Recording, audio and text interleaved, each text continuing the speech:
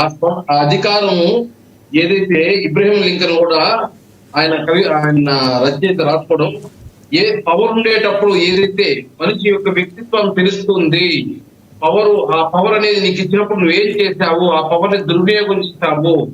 ఏదైతే జలయజ్ఞం రాజశేఖర రెడ్డి తీసుకొచ్చారో ఆ జలయజ్ఞాన్ని కంటిన్యూ చేయలేకపోతేవి, మద్య నిషేధాన్ని కల్తీ మద్యాన్ని చేసి అమ్మితివి. అదే విధంగా ఈ రోజు వైఎస్ఆర్సీపీ నాయకులంతా కల్తీ మద్యంలో జైల్లో ఉండడం జరుగుతా ఉంది. అదే విధంగా ఋషికొండని ఏ విధంగా ప్రకృతికి సిద్ధంగా ఉన్న దీన్ని నాశనం చేశారు ఇవన్నీ.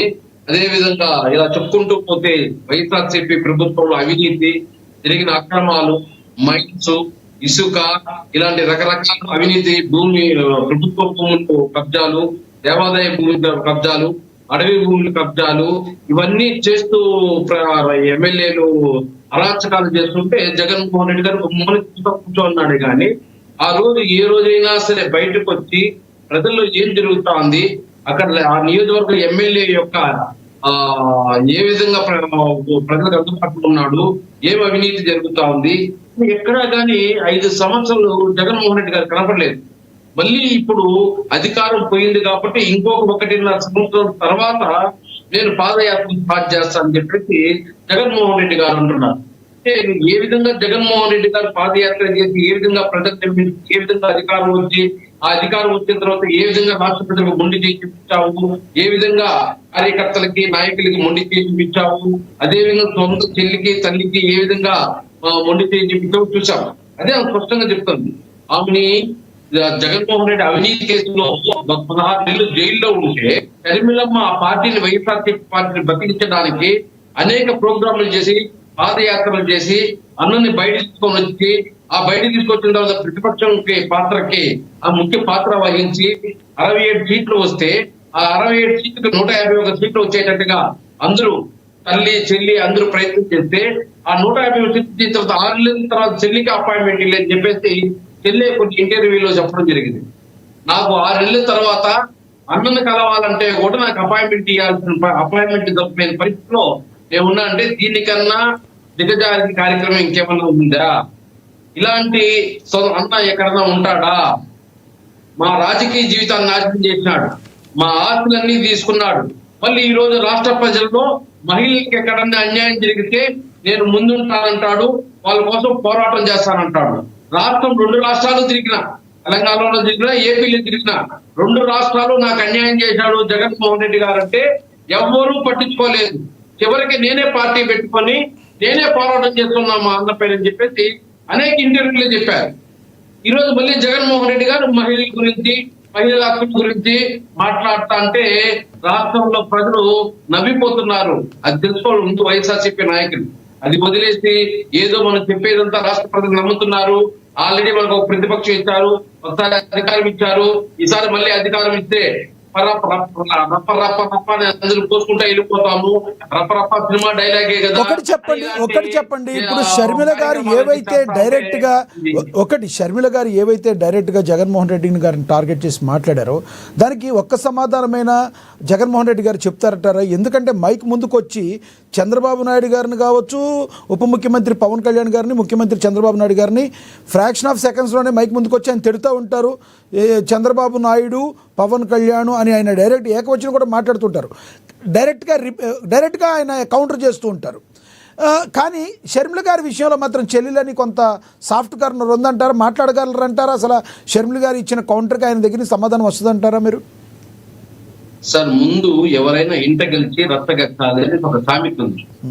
ఫస్ట్ ఇంట్లో కొంత బాబాయిని హత్య జరిగితే దానికి దిక్కులే.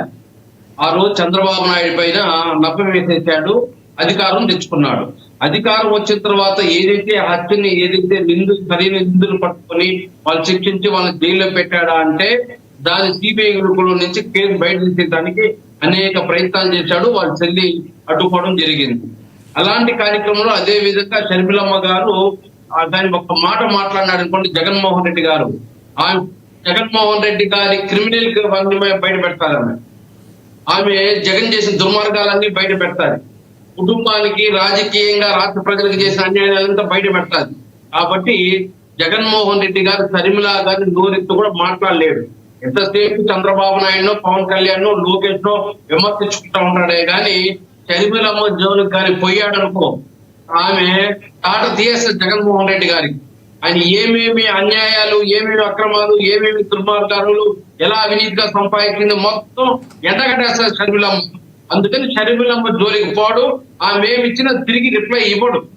ఇప్పటి వరకు చూస్తున్నాం మేము. జగన్మోహన్ రెడ్డి ఏ రోజు గాని షర్మిలమ్మ గారికి రిప్లై ఇచ్చిందే లేదు.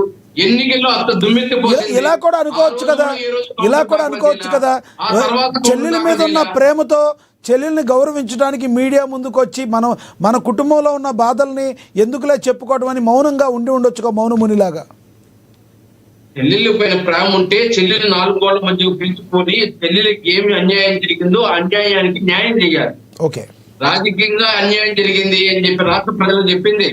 అదే విధంగా తన సొంత ఆస్తులు మేనకోడలు, అల్లుడు ఆస్తులు కూడా కబ్జా చేశాడని చెప్పింది.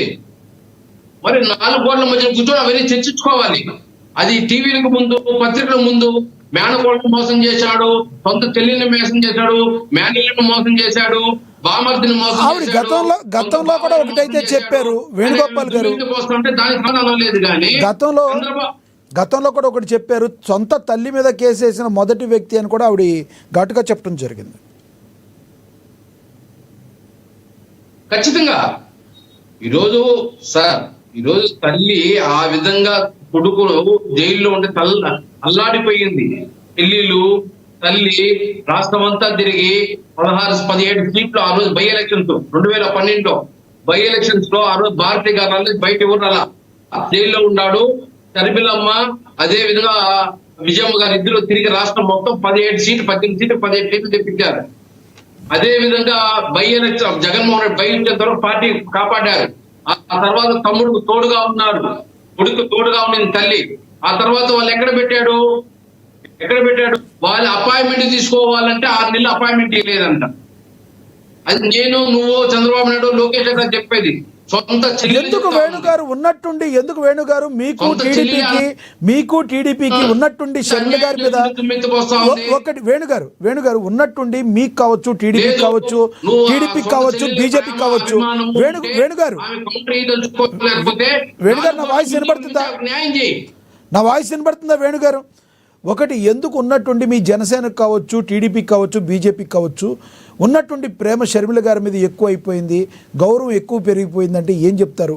జగన్మోహన్ రెడ్డి గారిని ఆవిడ టార్గెట్ చేస్తున్నందుకు ఆవిడ మీద మీకు సింపతి పెరిగింది అనుకోవాలా, ఆవిడ నిజంగా వాస్తవాలు మాట్లాడుతుంది అనుకోవాలి? ఏమంటారు మీరు? సార్, ఇప్పుడు జగన్మోహన్ రెడ్డి గారికి అపోజిషన్ పార్టీ ఏదైతే తెలుగుదేశం పార్టీ అయినా, జనసేన అయినా, బీజేపీ అయినా, కాంగ్రెస్ అయినా, ఈ రోజు కాంగ్రెస్ అధ్యక్షురాలు షర్మిలమ్మ కాంగ్రెస్ పార్టీ ఆమె తరఫున విమర్శించింది, దాన్ని మేము మద్దతిస్తున్నాం. అంతేగాని ఈరోజు జగన్మోహన్ రెడ్డి కోసం కాదు. ఈరోజు కాంగ్రెస్ పార్టీ అయినా, తెలుగుదేశం పార్టీ అయినా, బీజేపీ పార్టీ అయినా, జనసేన పార్టీ అయినా వైఎస్ఆర్సీపీ పార్టీకి వ్యతిరేకం. రైట్, పార్టీకి ఆయన మాత్రం అన్ని